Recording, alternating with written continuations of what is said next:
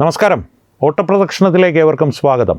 അയോധ്യ രാമക്ഷേത്രത്തിലെ സംഭാവനാ വിവാദം കഴിഞ്ഞ കുറേ ദിവസങ്ങളായി പ്രത്യേകിച്ച് കേരളത്തിലെ മുഖ്യധാരാ മാധ്യമങ്ങളിൽ വലിയ ചർച്ചാ വിഷയമാണ്. ആ ചർച്ചാ വിഷയങ്ങളിൽ ഏറെക്കുറെ വ്യാജ വാർത്തകളുടെ ഒരു കുത്തൊഴുക്കാണ് എന്ന് തന്നെ പറയേണ്ടി വരും.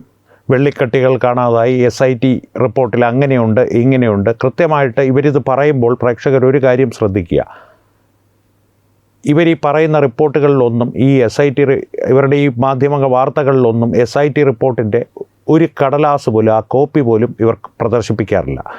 SITയുടെ റിപ്പോർട്ട് ഇപ്പോഴത്തെ അവസ്ഥയിൽ മാധ്യമങ്ങൾക്ക് കൃത്യമായി പുറത്ത് കിട്ടിയിട്ടില്ല, ലഭിച്ചിട്ടില്ല.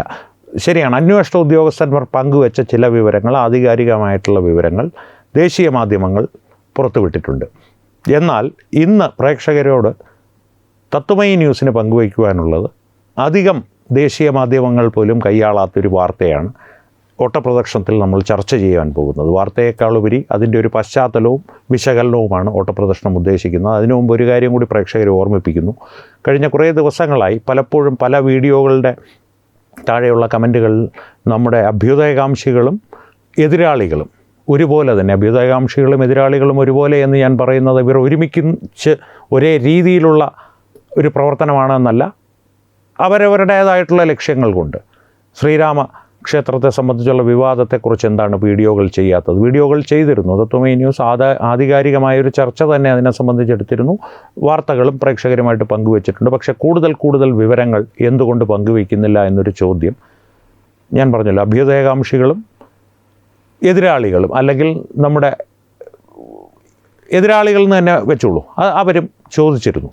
ആ ചോദ്യത്തിനുള്ള ഉത്തരം വളരെ ലളിതമാണ്. വ്യാജ വാർത്തകൾ കൊടുക്കുവാനുള്ള താല്പര്യക്കുറവ് കൊണ്ട്, അല്ലെങ്കിൽ അത് ചെയ്യുവാൻ ഉദ്ദേശമില്ലാത്തതുകൊണ്ട്. പക്ഷേ ആധികാരികമായ വിവരങ്ങൾ പുറത്തു വരുന്നതിനനുസരിച്ച് അതിൻ്റെ വിശകലനങ്ങൾ തത്വമയി ന്യൂസിൽ ഉണ്ടായിട്ടുണ്ട്, ഉണ്ടായിക്കൊണ്ടിരിക്കുന്നു, ഉണ്ടാവുകയും ചെയ്യും.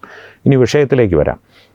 ഈ വെള്ളിക്കട്ടികൾ, സ്വർണ്ണക്കട്ടികൾ, അത് പോയി ഇത് പോയി, 7.5 കോടി രൂപ പോയി, ഈ വിവരങ്ങളെല്ലാം മലയാള മാധ്യമങ്ങളുടെ ഒരു ഭാവനാ സൃഷ്ടിയാണ് ഏറെക്കുറെ. ശരിയാണ്, അവിടെ സംഭാവനയിൽ തിരിമറി നടന്നിട്ടുണ്ട്. അതിൽ ക്ഷേത്ര ട്രസ്റ്റിന് ഉത്തരവാദിത്തമുണ്ട്. ക്ഷേത്ര ട്രസ്റ്റ് നേരിട്ടാണോ കൊള്ള നടത്തിയത് എന്ന് ചോദിച്ചാൽ ഇതുവരെയുള്ള വിവരങ്ങളനുസരിച്ച് അല്ല. അതിനുള്ള ആളുകളെ നിയമിച്ചതിൽ ക്ഷേത്ര ട്രസ്റ്റിന് പാളിച്ചകൾ പറ്റിയിട്ടുണ്ടോ? ചമ്പത് റായ് ഉൾപ്പെടെയുള്ളവർക്ക് പാളിച്ചകൾ പറ്റിയിട്ടുണ്ടോ? അത് സംഭവിച്ചിട്ടുണ്ട്. അതിലേക്കാണ് ഇനി നാം ഒന്ന് കടന്നു ചെല്ലേണ്ട, ആ വിവരങ്ങളിലേക്ക്, ആ പാളിച്ചകൾ അവിടെ എത്തിച്ച ചില വ്യക്തികളിലേക്ക്. അതിൽ തന്നെ പ്രധാനപ്പെട്ട ഒരു വ്യക്തി രാംശങ്കർ യാദവ് അഥവാ ടിന്നു യാദവ്. ഇപ്പോൾ അറസ്റ്റിലായിരിക്കുന്ന 8 പ്രതികളിൽ ഏറ്റവും പ്രധാനപ്പെട്ട പ്രതി, സംഭാവനകൾ എണ്ണിത്തിട്ടപ്പെടുത്തുന്ന സ്ഥലം വരെയുള്ള ഒരു ആക്സസ് ഉണ്ടായിരുന്നൊരു വ്യക്തി. ആ വ്യക്തിയെ സംബന്ധിച്ച് പറയുകയാണെങ്കിൽ ആ വ്യക്തി ചമ്പത് റായുടെ വിശ്വസ്തനാണ് എന്നുള്ള പ്രചാരണങ്ങൾ സമാജ്വാദി പാർട്ടി ഉൾപ്പെടെയുള്ളവർ ദിവസങ്ങളായി നടത്തിക്കൊണ്ടുവരുന്നു. അത് കേരളത്തിലെ മുഖ്യധാരാ മാധ്യമങ്ങൾ ഏറ്റുപിടിച്ച് അങ്ങനെയാണ് കേട്ടോ, നിങ്ങൾ ശ്രദ്ധിക്കണം കേട്ടോ, ഓർമ്മ വേണം കേട്ടോ, മോദിക്ക് ഉത്തരവാദിത്തമുണ്ട് കേട്ടോ എന്നൊക്കെ പറഞ്ഞ് ഈ വ്യാജ വാർത്തകൾ ഇങ്ങനെ തുടരെ പ്രചരിപ്പിച്ചു കൊണ്ടിരിക്കുന്നത്. വ്യാജ വാർത്തയാണെന്ന് പറയുവാനുള്ള കാരണം SIT ഇപ്പോൾ പങ്കുവെച്ച വിവരങ്ങളനുസരിച്ച്, നമുക്ക് അറിയുവാൻ കഴിയുന്ന വിവരങ്ങളനുസരിച്ച് ടിന്നു യാദവ് അഖിലേഷ് യാദവുമായിട്ട്, സമാജ്വാദി പാർട്ടിയുടെ അധ്യക്ഷൻ അഖിലേഷ് യാദവുമായിട്ട് വളരെ അടുത്ത ബന്ധം പുലർത്തുന്ന ഒരു വ്യക്തിയാണ്. ടിന്നു യാദവിൻ്റെ കോൾ ലിസ്റ്റ് പരിശോധിച്ച് SITക്ക് മനസ്സിലാക്കുവാൻ സാധിച്ചത് കഴിഞ്ഞ കുറേ കാലങ്ങളായി ടിന്നു യാദവും അഖിലേഷ് യാദവും തമ്മിൽ ഒരു ദിവസം ഏറ്റവും ചുരുങ്ങിയത് 3 തവണയെങ്കിലും ഫോൺ സംഭാഷണങ്ങൾ നടന്നിട്ടുണ്ട്. അതിനുമപ്പുറത്തേക്ക് ടിന്നു യാദവ് അറസ്റ്റിലാകുമെന്നുള്ള, രാംശങ്കർ യാദവ് എന്നറിയുന്ന ടിന്നു യാദവ് അറസ്റ്റിലാകുന്നതിൻ്റെ തൊട്ട് മുൻപും അഖിലേഷ് യാദവുമായി അദ്ദേഹം ഫോണിൽ സംസാരിച്ചിട്ടുണ്ട്. ഈ ടിന്നു യാദവ് ഉൾപ്പെടെയുള്ള പ്രതികൾ ഇപ്പോൾ അറസ്റ്റിലായപ്പോൾ അഖിലേഷ് യാദവിൻ്റെ സമാജ്വാദി പാർട്ടി കൃത്യമായി ടിന്നു യാദവിന് പിന്തുണയുമായി രംഗത്തെത്തിയത് പിന്തുണ എങ്ങനെയാണ് പ്രഖ്യാപിച്ചതെന്ന് ചോദിച്ചാൽ, ടിന്നു യാദവിനെ ബലിയാടാക്കി വമ്പന്മാരെ രക്ഷിക്കുവാനുള്ള ശ്രമമാണ് സ്പെഷ്യൽ ഇൻവെസ്റ്റിഗേഷൻ ടീം അയോധ്യയിൽ നടത്തുന്നത് എന്നാണ് അവരുടെ ആരോപണം. അതിനു മുൻപ് പ്രതികളെ പിടിക്കുന്നില്ല എന്നായിരുന്നു.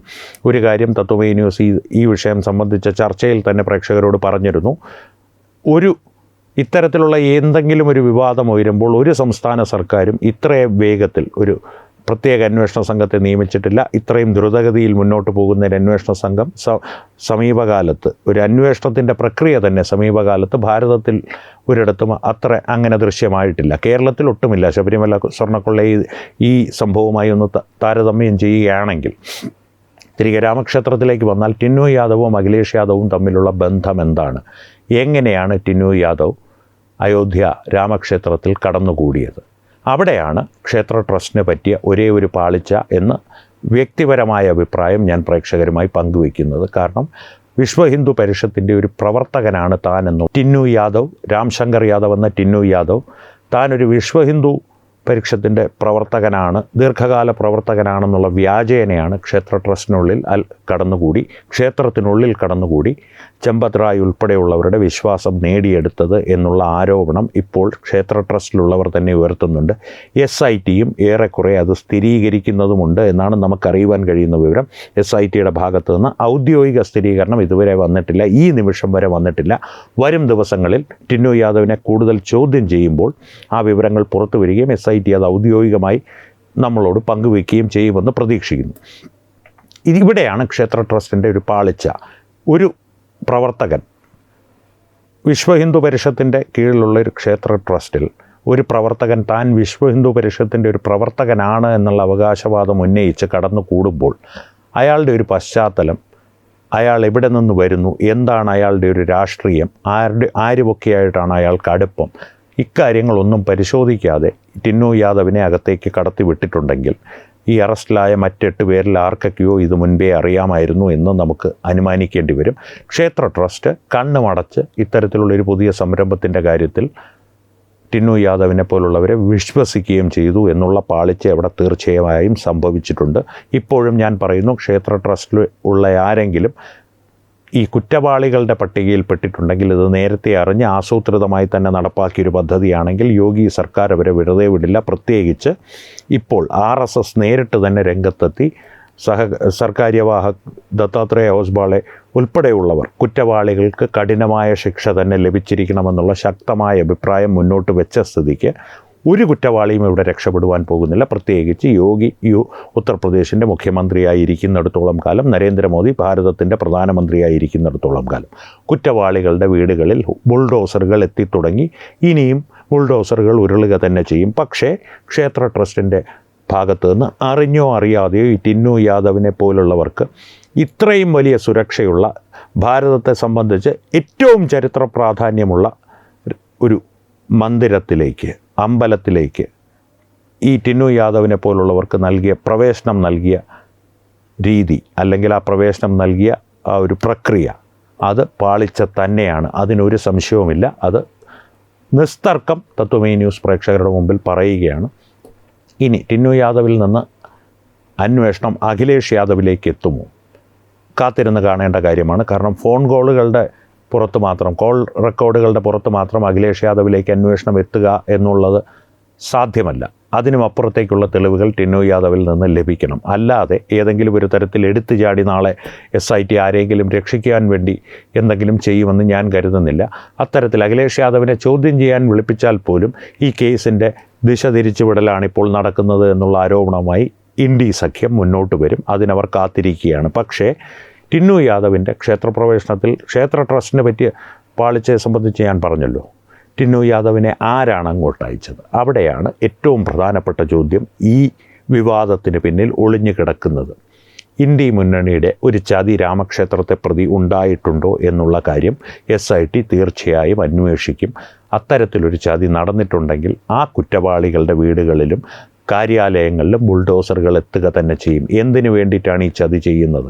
രാമക്ഷേത്രമെന്നുള്ള ഭാരതത്തിൻ്റെ ചരിത്രം സംരക്ഷിക്കേണ്ട, അല്ലെങ്കിൽ നമ്മൾ ഭാരതീയർ സംരക്ഷിക്കേണ്ടിയിരുന്ന ഒരു ചരിത്ര സ്മാരകത്തെ, അയോധ്യയെ, രാമജന്മഭൂമിയെ ഹിന്ദുക്കൾക്ക് തിരികെ ലഭിക്കുവാൻ 500 വർഷങ്ങൾ വേണ്ടി വന്നു. ആ 500 വർഷങ്ങൾ നീണ്ട പോരാട്ടത്തിനൊടുവിൽ ഹിന്ദുക്കളുടെ വിജയമായി രാമക്ഷേത്രം അവിടെ ഉയർന്നപ്പോൾ അസ്വസ്ഥരായ ഒരു കൂട്ടം ഭാരതത്തിൽ ഇന്നും നിലവിലുണ്ട്. അത് ജിഹാദികളാകട്ടെ, കമ്മ്യൂണിസ്റ്റ് ബുദ്ധിജീവികളാകട്ടെ, കോൺഗ്രസ്സുകാരാവട്ടെ, ഇവരെല്ലാവരും അത്തരത്തിലൊരു അസ്വസ്ഥത പ്രകടിപ്പിച്ചിരുന്നു. 2021 ലോക്സഭാ തിരഞ്ഞെടുപ്പിൽ ജാതി വേർതിരിവുണ്ടാക്കി ഉത്തർപ്രദേശിൽ BJPക്ക് ഒരു ക്ഷീണം സംഭവിപ്പിക്കുവാനും അവർ ഈ സംഭവത്തെ ഒരു ഉദാഹരണമായി എടുത്തു, അല്ലെങ്കിൽ ഒരു കാരണമായി എടുത്തു. അവർ പ്രചരിപ്പിച്ചത് രാമക്ഷേത്രത്തിനെ കുറിച്ചല്ല, രാമക്ഷേത്രം ഉണ്ടായാലും ജാതിയാണ് പ്രശ്നമെന്നുള്ള ഒരു ആഖ്യാനം അവിടെ സൃഷ്ടിച്ച് അവർ ഒരല്പസ്വല്പം ക്ഷീണം BJPക്കുണ്ടായി. പക്ഷേ അതിനുശേഷം നടന്ന തിരഞ്ഞെടുപ്പിൽ അവരുടെ തന്ത്രം മനസ്സിലാക്കി BJP മറുതന്ത്രങ്ങൾ പയറ്റി തിരികെ എത്തുകയും ചെയ്തു. അപ്പോൾ അവരുടെ ശ്രദ്ധ വീണ്ടും രാമക്ഷേത്രത്തിലേക്ക് തിരിഞ്ഞിരിക്കുകയാണ്. രാമക്ഷേത്രത്തിന് ഏതെങ്കിലും തരത്തിലൊരു ഹാനി സംഭവിക്കുക എന്നുള്ളത് ജിഹാദികൾക്ക് തീർച്ചയായും ആഹ്ലാദം നൽകുന്നൊരു കാര്യമാണ്. ജിഹാദികളുടെ വായ്ത്താളപ്പാട്ടുകാരായും കുഴലൂത്തുകാരായും മാത്രം പ്രവർത്തിച്ച് ശീലിച്ച കോൺഗ്രസിനും കമ്മ്യൂണിസ്റ്റുകാർക്കും അത് ജിഹാദികൾ സന്തോഷിക്കുന്നത് കണ്ട് സന്തോഷിക്കുവാനുള്ളൊരവസരമാണ്. അതിനുമപ്പുറത്തേക്ക് ഞങ്ങളുടെ രാമൻ ഭാരതീയരുടെ രാമനാണ് കേട്ടോ എന്ന് പറയുന്ന വ്യക്തികളുടെ ആത്മാർത്ഥത പ്രേക്ഷകർ തന്നെ അളന്നു നോക്കുക, അതിലൊരു തീരുമാനത്തിലേക്ക് എത്തുക. എന്തായാലും ഓട്ടപ്രദർശനത്തിന് ഇന്ന് പ്രേക്ഷകരോട് പറയാനുള്ളത് ടിന്നു യാദവിനെക്കുറിച്ച് മാത്രമാണ്. ഇത്രയും വിവരങ്ങളാണ് ഇപ്പോൾ നമുക്കറിയുവാൻ കഴിഞ്ഞിരിക്കുന്നത്.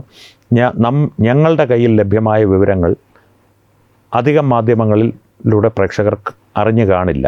എന്നിരുന്നാലും ഈ വിഷയത്തിൻ്റെ പുറകെ, ടിന്നു യാദവിൻ്റെ പുറകെ തത്വമയി ന്യൂസുണ്ട്, യോഗി സർക്കാരുമുണ്ട്, SIT പണ്ടേ ഉണ്ട്. ടിന്നു യാദവിൽ നിന്ന് അഖിലേഷ് യാദവിൽ നിന്ന് ഇന്ത്യ സഖ്യത്തിലെ പ്രമുഖരിലേക്കും അന്വേഷണം എത്തുമോ എന്നുള്ളത് വരും ദിവസങ്ങളിൽ കാത്തിരുന്ന് കാണാം നമുക്ക്. എന്തായാലും ഉദ്വേഗജനകമായൊരു ട്വിസ്റ്റിലേക്കാണ്, അല്ലെങ്കിൽ ട്വിസ്റ്റുകളുടെ ഒരു പരമ്പരയിലേക്കാണ്, ഒരു വഴിത്തിരിവെന്നൊക്കെ പറയില്ലേ, ട്വിസ്റ്റ് എന്ന് സലീം കുമാർ പറയുന്നത് പോലെ ട്വിസ്റ്റുകളുടെ ഒരു പരമ്പരയിലേക്കാണ് ഈ അന്വേഷണം നീളുന്നത് എന്നുള്ള കാര്യത്തിൽ യാതൊരു സംശയവും വേണ്ട. പാർലമെൻറ്റിൻ്റെ വർഷകാല സമ്മേളനം തുടങ്ങുന്നതിന് മുൻപ് തന്നെ ഒരുപക്ഷെ ഈ അന്വേഷണം അതിൻ്റെ ഒരു ക്ലൈമാക്സിലെങ്കിലും എത്തിയിരിക്കും. ഒരു അവസാന ഘട്ടത്തിന് തൊട്ട് മുമ്പുള്ള ഒരു ഉദ്വേഗജനകമായൊരു ഘട്ടത്തിൽ അല്ലെങ്കിൽ ഒരു ബിന്ദുവിൽ ഈ അന്വേഷണം എത്തിച്ചേരുമെന്നുള്ളതാണ് ഇപ്പോൾ അന്വേഷണ സംഘത്തിൻ്റെ ആത്മവിശ്വാസം. യോഗി സർക്കാരും അതിനുവേണ്ടി തന്നെയാണ് അന്വേഷണ സംഘത്തിനെ നിയോഗിച്ചിരിക്കുന്നത്. എന്തായാലും അഖിലേഷ് യാദവ് അകത്താകുമോ, അഖിലേഷ് യാദവിൻ്റെ പിന്നാലെ ഏതെങ്കിലും പപ്പുവോ വാദ്രയോ ഒക്കെ അഴിക്കുള്ളിലേക്ക് പോകുമോ, അല്ലെങ്കിൽ സംശയത്തിൻ്റെ ചൂണ്ടുവിരൽ അവർക്ക് നേരെ ചൂണ്ടപ്പെടുമോ എന്നുള്ളതെല്ലാം വരും ദിവസങ്ങളിൽ നമുക്ക് അറിയുവാൻ സാധിക്കും. അതറിയുന്നതിനൊപ്പം തന്നെ ഓട്ടപ്രദർശനവും തത്വമയി ന്യൂസും പ്രേക്ഷകരുടെ മുമ്പിൽ കൃത്യമായ വിശകലനങ്ങളുമായും ഉണ്ടാകും. തൽക്കാലം ഇത്രമാത്രം. അപ്പോൾ സംവാദങ്ങൾ തുടരട്ടെ. വീഡിയോ ലൈക്ക് ചെയ്യുക, നിങ്ങളുടെ പ്രിയപ്പെട്ടവരുമായി ഷെയർ ചെയ്യുക. ഒപ്പം ഈ വിഷയത്തെ സംബന്ധിച്ചുള്ള നിങ്ങളുടെ അഭിപ്രായങ്ങൾ തീർച്ചയായും കമൻറ്റുകളിലൂടെ തത്വമയി ന്യൂസുമായി പങ്കുവയ്ക്കുക. അങ്ങനെ സംവാദങ്ങൾ തുടരട്ടെ. ഏറ്റവും പ്രധാനപ്പെട്ട കാര്യം, തത്വമയി ന്യൂസിൻ്റെ യൂട്യൂബ് ചാനൽ നിങ്ങൾ ഇതുവരെ സബ്സ്ക്രൈബ് ചെയ്തിട്ടില്ലെങ്കിൽ തീർച്ചയായും സബ്സ്ക്രൈബ് ചെയ്യുക. അപ്പോൾ വീണ്ടും കാണാം. നന്ദി. ശുഭരാത്രി.